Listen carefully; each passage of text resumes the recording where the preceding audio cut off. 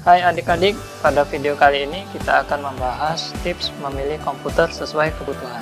Tips pertama adalah pemilihan jenis prosesor yang harus digunakan. Ada beberapa jenis prosesor di dalam dunia komputer, ada AMD, kemudian Intel, kemudian ada M1 punya Apple. Prosesor penting dalam suatu komputasi sebagai pusat pengelolaan data. Dan untuk prosesor sendiri memiliki jenis yang berbeda-beda.